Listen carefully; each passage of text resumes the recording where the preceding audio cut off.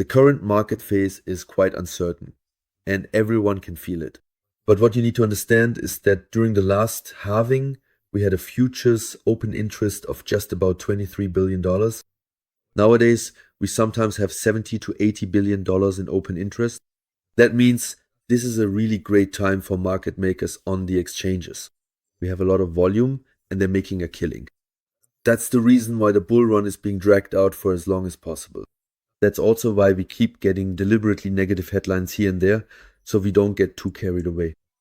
Bit by bit, the markets are being controlled, they're being manipulated, and a lot of money is being extracted here by the big players. But I think you can slowly start to see which direction this is heading. Most recently, we had the Middle East conflict, where many people were panicking about a possible World War I too. But in the end, that's just a repetition of the past as well. Last year in October, we also had massive attacks against each other, and it looked like things would escalate in the short term. Take a look at the date. Shortly after that, just a month later, Bitcoin practically exploded. Accordingly, you have to distinguish between short-term and long-term concerns in the market.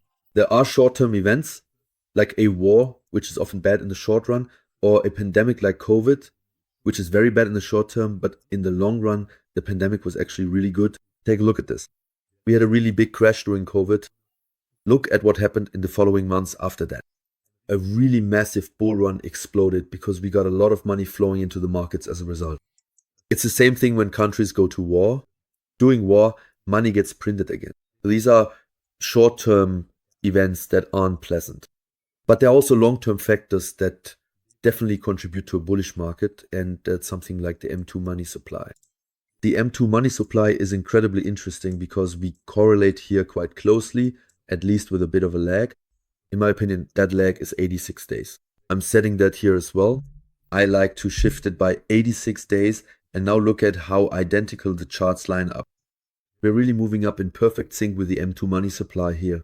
So I've shifted it by about 2 or 3 months, and now it already looks completely different. Here we have a correlation of 88%.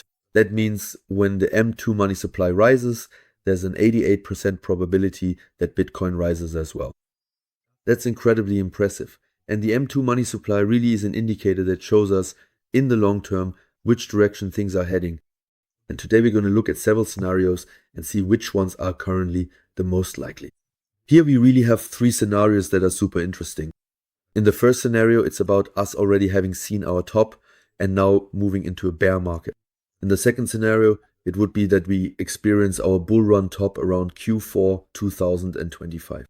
And the third scenario would suggest that we see our Bitcoin top in the next few weeks or months and that we continue to rise nicely here. Let's start with scenario 1. Here, it has to be said very clearly. I don't believe in this scenario. I don't think we're moving into a bear market now because we're still seeing huge Bitcoin ETF inflows. Otherwise, that wouldn't be happening. We can really see that the institutional investors are buying in heavily. We also see that Bitcoin hasn't been overheated yet, and the mining costs ultimately reflect the price. That doesn't indicate a bull run top. Normally, it's like this. We only reach a bull run top when the mining costs are way too out of balance with the price. And that's what we had back then during the bull run, but we haven't seen that yet this time. So I would rule out this scenario. We'll get to the second scenario in a moment. We'll talk about that at the end. Let's briefly discuss the third scenario. In the third scenario, it would suggest that we're about to escalate in the short term, and based solely on the M2 money supply, that would also somewhat support the idea that we're going to rise for now. But we're missing one thing for that, namely a surprise effect. Some kind of news that would really catapult us upward. Something like back then when Trump won, that was the kind of news that made the market surge. We don't have anything like that at the moment. But if we were to see something like that, it could indicate that we would immediately set new all-time highs and head toward the bull run peak. But in my opinion, the second scenario is the most likely, because we need several things to turn bullish here. For one, an end to the conflict. For example, an end to the Ukraine-Russia conflict would be positive. The removal of tariffs would be positive, and monetary easing by the Fed would also be positive. We haven't seen any of that so far, and all 3 of these things will probably take several months. But what we can say for sure is that the Fed's monetary easing is being priced in for around September of this year. Only from that point on are interest rate cuts expected, and that's already in 2 months. From then on, I could imagine that we'll start to rise gradually, bit by bit, and that we'll see our bull run top in Q4 of this year, because at least the monetary easing would support that. We would probably also see further easing measures worldwide, such as the removal of punitive tariffs or even the end of some conflicts and wars. And what also supports this, in my opinion, is simply this fact. Take a look at this.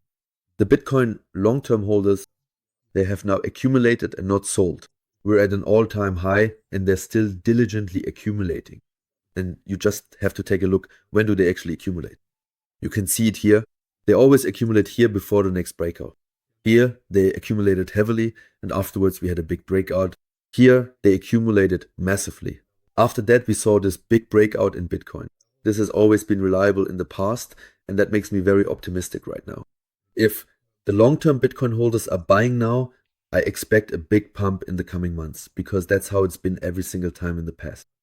I mean, when should we be buying altcoins? We want to buy them here because in the past this was often the best time to accumulate altcoins, since you can see what a big upswing followed. The same can be said for retail investors. This is a really good chart because it shows how highly the Coinbase app is ranked in the App Store. And just look at this. The more Bitcoin rises, the more people download the Coinbase app. Right now we see that Bitcoin has even gone up, but the app downloads haven't increased any further. As a result, retail investors are losing more and more interest. And believe me guys, we want to buy when we're at this point in the Coinbase app ranking. We don't want to buy when the full-on euphoria is back here. What's happening right now is just another pure market maker game, and we don't want to be those losers again who sell now out of fear and then jump back in 2 months later. No, we're looking at the bigger picture, and we're smarter than that. We approach the whole thing rationally because we've been in the market for a while and we're not going to let ourselves get fooled by a few market maker tricks. I want to show you 3 more altcoin charts where I have to say these are still really attractive, worthwhile altcoins right now. The first coin is Solana, and I find Solana really interesting at $140. You can see that on-chain a lot is happening. Slowly but surely you can now actually trade stocks on the Solana blockchain.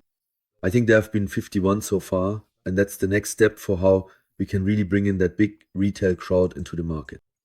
Solana is really an awesome thing. It has developed extremely well. Here I see it like this. We came into wave 1, then 2, and now we're running into 3, 4, and 5. And for wave 3, we already have minimum price targets of $570. So I'm definitely very optimistic here. It gets interesting as soon as we break our all-time high.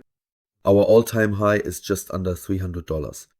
If we break through here, I might expect a small retest, but then I expect that we'll already be heading into wave 3.